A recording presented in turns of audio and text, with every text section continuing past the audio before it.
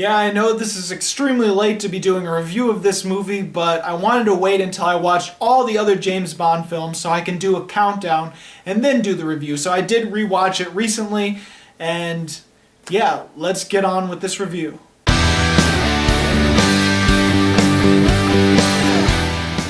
So Spectre was the James Bond film to come out this year, and there's a lot of people that are very divided on it. Some people think it's one of the better James Bond films, while other people think it's one of the worst James Bond films of all time. Trust me, it's not the worst of all time. I don't even think A View to a Kill is even the worst Bond film of all time. And it's about James Bond trying to uncover the head of the secret organization that was hinted at on both Casino Royale and Quantum of Solace. And finally, James Bond comes face to face against the head of Spectre and has to try to figure out their plan and how to stop them. Meanwhile, the 00 project is being disbanded and different technology has created MI5 to go a more informational and more surveillance route than the 00 project. So yeah, even M might be out of a job. I'm a huge fan of James Bond. I like almost all the films except for a handful. Daniel Craig proves once again that he's a really good James Bond, even though he's not a fan of James Bond's morals, it seems. Yeah, maybe this might be the last Daniel Craig movie, and maybe that's why some people are disappointed, not only because of that, but because it's right off the heels of Skyfall, and many claim that Skyfall is one of the best, if not the best, James Bond film of all time. So yeah, it's gonna be hard to be in the shadows of that movie. But ultimately, I found it a really fun, really entertaining James Bond film, and it's not one of my all-time favorites, but it's somewhere in the top 10 for sure. Does it borrow a lot of elements of other previous James Bond films? Yes, of course, and yeah, a lot of James Bond films have done that in the past, so it won't be the only one to do that. And some people hate it for being a little bit more traditional James Bond, but I don't really see it as being traditional. It seems like a good farewell movie for the James Bond franchise. Having seen all the other James Bond films pretty recently and then rewatching this one, yeah, there's a lot of elements not only taken from other James Bond movies, but there's a lot of elements where there's things that are unique to the other James Bond actors of their time. And some of the things that are more unique to those James Bonds have made it into Daniel Craig's James Bond for Spectre. And so it feels like a nod to the unique styles of the other James Bond films and does really feel like a big farewell moment for James Bond. You have some humor that fits for Daniel Craig, but other humor that fits for Roger Moore or Pierce Brosnan. You have the whole Spectre enemies, which is only in Sean Connery's James Bond. Yes, Blofeld shows up in one of the Roger Moore films, but all Spectre stuff is Sean Connery and the one George Lazenby, or however you pronounce his last name. Plus, I always felt Daniel Craig was more of a Timothy Dalton James Bond. He's except more colder and a little bit more emotionless and a little bit less suave, because Timothy Dalton reminds me of if Pierce Brosnan and Daniel Craig were to combine. But similar to Timothy Dalton in his two James Bond films, Daniel Craig in this one is a loose cannon. He's on his own. Well, he does have team to help him, but he's on his own in terms of being a fugitive and sort of thing, kind of like Mission Impossible did. But let's face it, a lot of people comparing Mission Impossible and saying Spectre ripped off Mission Impossible 5, but here's the thing. I knew right away once Spectre was announced, I was like, okay, this is really good. I know the classic Spectre stuff. Then Mission Impossible came out with its trailer, and when I saw the other organization they're going against, I thought, that's very Spectre-like. So, in honesty, I think Mission Impossible ripped off Spectre, even though Mission Impossible came out first. I think we should point to that rather than blame Spectre. Nevertheless, I definitely like both films, don't get me wrong. There's a lot of jumping around from different places to places, which reminds me of the Roger Moore type, and yeah, that's a little crazy, because sometimes they're in a totally different country, a different city, and it's only there for like 2 or 3 scenes at the most.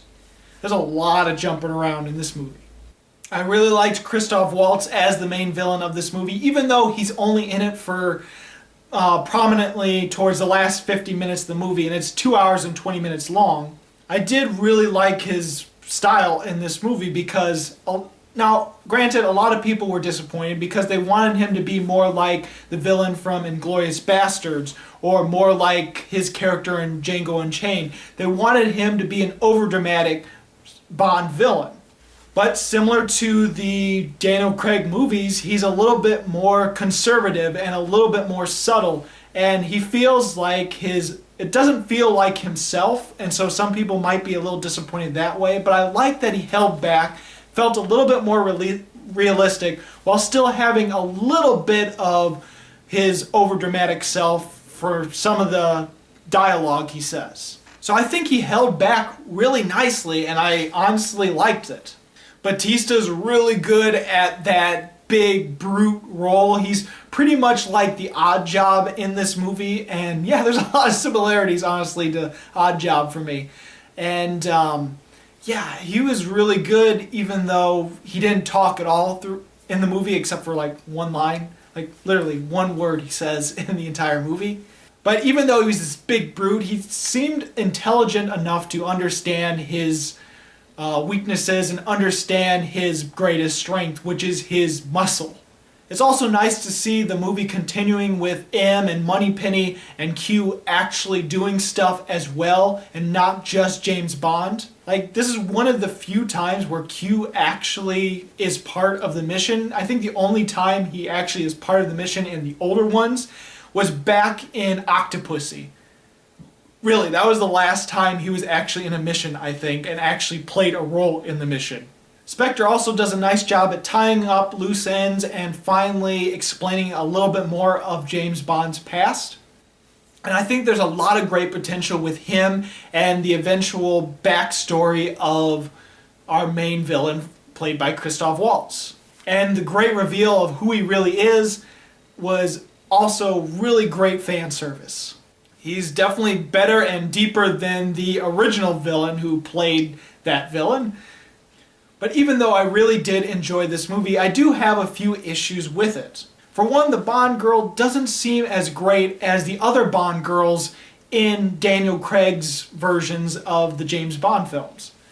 The Bond women from the other previous James Bond films when Daniel Craig was James Bond are much stronger protagonists than our girl in Spectre.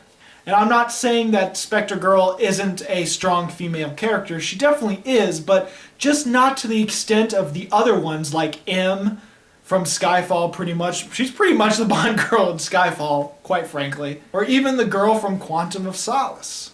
And I remember when I first watched Spectre, I felt that something was off between the relationship of him and the girl in Spectre versus the other times when it felt so natural with Daniel Craig and the other women. Like there was something off and they almost needed to explain why they would be connected and why they would actually connect with each other, with him being assassin and her being the daughter of an assassin.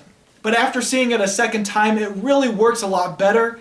And actually a little bit better than some of the other older James Bond films where it doesn't really mesh and it doesn't have really good chemistry. They just sort of fall in love with him in the older ones. Even the Sean Connery ones, they're not flawless. I can speak about initially seeing Spectre and seeing it again because I've seen it twice now, but the first time I saw Spectre, I thought that the middle dragged a little bit, but after seeing it for the second time, I didn't get that feeling anymore. I didn't feel like it was dragging. I thought it was just really evenly paced the second time I saw the film. So it's kind of odd. Plus, I think there's some mixed feelings with this film because there's two ways of seeing the film. There's plenty of moments where it feels like this is a big farewell to James Bond, like it's going to be the final James Bond movie. While other aspects make it feel like this is just the start of a continuing franchise and like they're going to flesh it out better in the next movie. It feels like they originally planned for this being like a part one to a movie that's going to be a continuation of this film. I mean, not like a part 1 and part 2, but it's like the next one would deeply flesh out the characters and the ideas put into this one. But then something went wrong and they realized maybe Daniel Craig might not be another James Bond, so now we got to turn it into a farewell and a final Daniel Craig movie. And so then they mixed in all these other moments that feel like a big farewell. And so there's a mixed feeling when I see this movie, because there are times where it feels like it's a farewell, and at times where it feels like it's just the start of a continuing franchise. But other than that, I really enjoyed Spectre, and I have to give it 4.5 stars. So have you seen Spectre? What did you think about it? Go ahead and comment. If not, what is your favorite James Bond movie of all time? I'm going to tell you mine in my countdown, which is coming up very soon. As always, this is Bruce Gifford, and this was Just My Opinion.